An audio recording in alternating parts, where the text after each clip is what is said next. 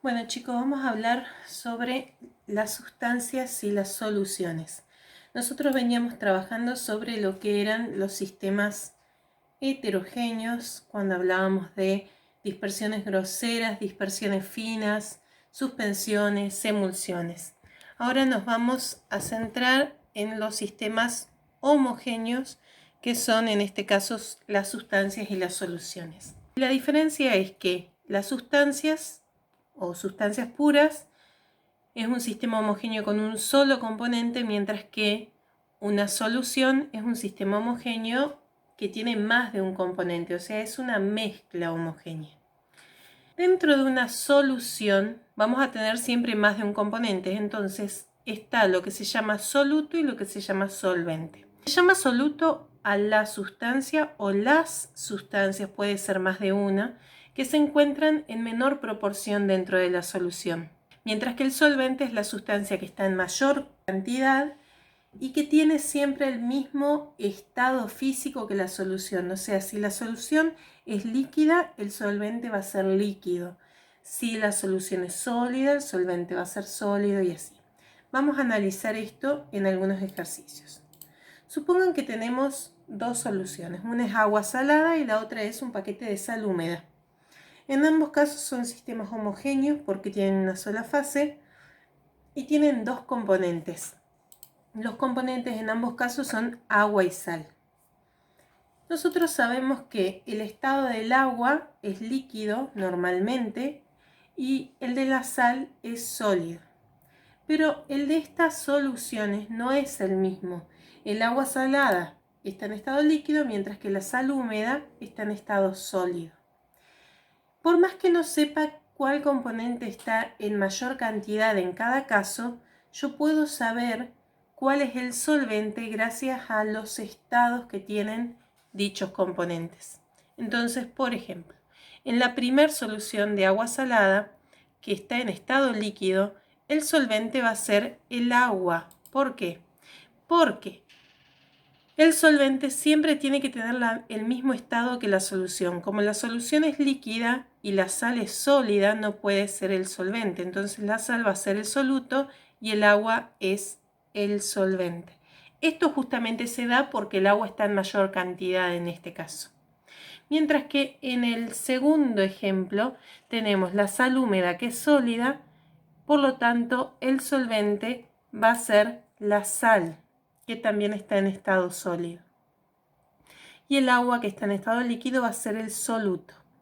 ¿Cómo sé que es este entonces? Por el estado. Por más que no me digan qué cantidad hay, el hecho de que estén en el mismo estado refleja que la sal está en mayor cantidad en esta solución. Ahora vamos a ver otros ejemplos. Tenemos 1 litro de agua con gotas de alcohol y en otro caso tenemos 1 litro de alcohol con gotas de agua. En ambos casos los componentes son agua y alcohol.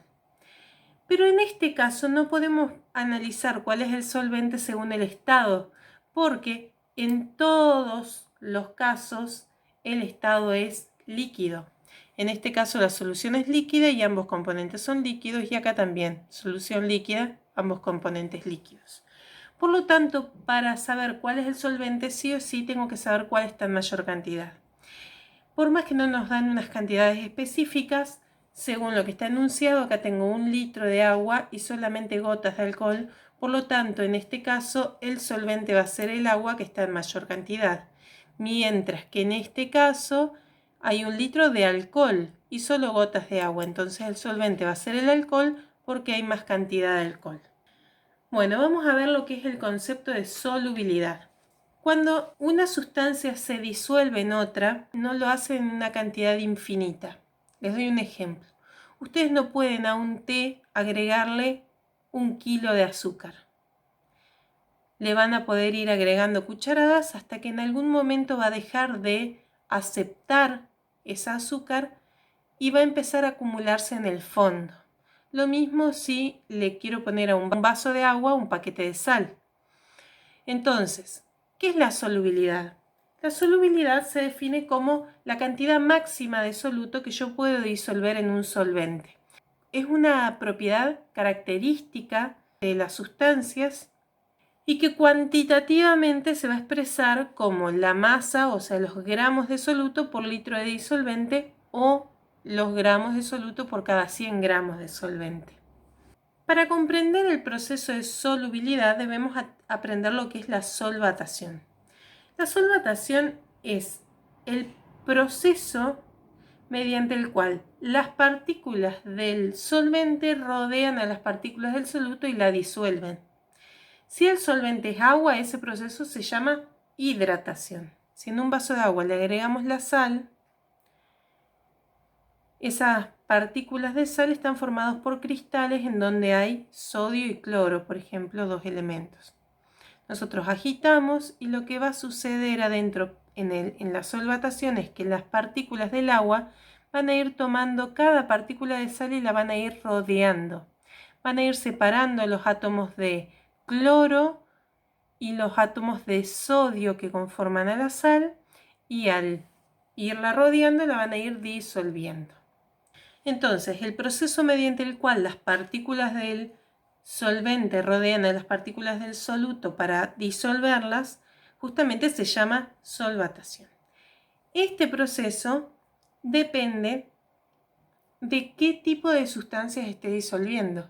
Entonces, las partículas del disolvente van a poder rodear de distinta manera a distintos tipos de solutos, por lo cual hay algunas moléculas de solutos que necesitan mayor cantidad de partículas del solvente que otras para rodearlas. Entonces de eso va a depender que necesite más o menos agua para disolver una sustancia. La solubilidad entonces se va a ver afectada por tres factores, pero en primer lugar, según lo que hablamos de solvatación, por la naturaleza que tenga el soluto y el solvente, o sea, por el tamaño de la partícula, por la cantidad de partículas de disolvente que se necesiten para rodear determinada cantidad de soluto y así. Otro de los factores son la temperatura y la presión, que afecta sobre todo la solubilidad de los gases. Sobre la temperatura tenemos que tener en cuenta que en los sólidos, en el caso de los sólidos, cuanto mayor sea la temperatura del sistema, mayor cantidad de soluto sólido voy a poder disolver. ¿Por qué? Porque no sé si recuerdan del año pasado que cuando ustedes tienen un sólido, las partículas solamente vibran en el lugar. Mientras que cuando le voy dando calor, a medida que les doy calor, las partículas cada vez se van moviendo un poco más. Al irse moviendo un poco más, lo que van a favorecer es que se distancien unas con otras. Lo que va a pasar que a medida de que aumente la temperatura, al estar cada vez más distanciadas las partículas del sólido, porque empiezan a moverse más, van a poder ser rodeadas más fácil por las partículas del solvente, lo cual va a favorecer la solubilidad. Ahora, en el caso de los gases, las partículas ya están dispersas. Entonces el rodearlo es bastante sencillo, pero cuando aumento la temperatura cada vez están más separadas, por lo cual en vez de solubilizarse más, lo que van a hacer es escapar de la solución. Se van a ir para lograr estar más separadas. Entonces lo que va a pasar es que a mayor temperatura va a disminuir la solubilidad de los gases en los líquidos. La presión que afecta la solubilidad de los gases lo que va a hacer es que, como al generarse presión las partículas de los gases van a estar más juntas, a mayor presión haya mayor solubilidad. Eso es lo que pasa con las gaseosas. Yo tengo que comprar, cuando compro una gaseosa, tiene que estar cerrada a presión para que los gases no se escapen. Una vez que la abro, la presión disminuye y entonces los gases se van escapando. Pasamos a tener entonces lo que decimos normalmente sin gas. Más adelante vamos a trabajar más sobre esos factores. Ahora, la solubilidad, dijimos entonces, se va a expresar como gramos o masa del soluto por cada 100 gramos de el solvente, y en general va a tener también la temperatura a la que es dada esa solubilidad, justamente por lo que hablamos recién de que la temperatura afecta a la solubilidad. Entonces supongamos que nos dan este problema, nos dicen si la solubilidad de una sustancia es de 120 gramos por cada 100 gramos de agua a 25 grados centígrados, ¿Cuál es la cantidad máxima de dicha sustancia que podré disolver en 200 gramos de agua a 25 grados centígrados?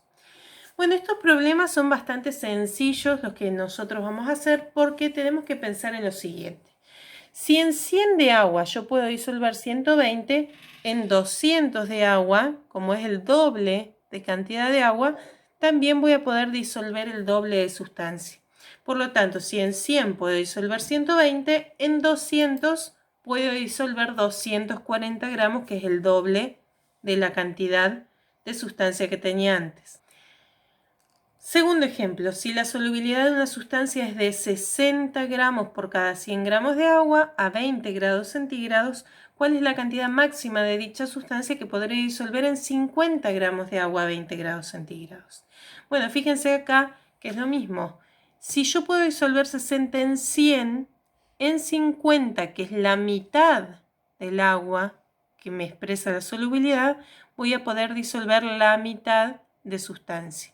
Por lo tanto, si en 100 disolví 60, en 50 disuelvo la mitad, que serían 30 gramos. Último ejemplo, si la solubilidad de una sustancia es de 50 gramos por cada 100 de aguas a 20 grados centígrados, ¿qué cantidad de agua a 20 grados necesito para disolver 150 de sustancia? O sea, es al revés. Acá quiero calcular la cantidad de agua que necesito. Entonces yo digo, si por cada 50 necesito 100, para disolver 150 necesito 3 veces. ¿Por qué?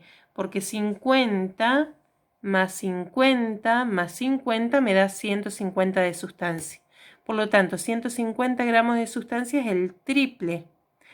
Entonces, si para 50 necesito 100, para 100 necesito 200, para 150 necesito entonces 300.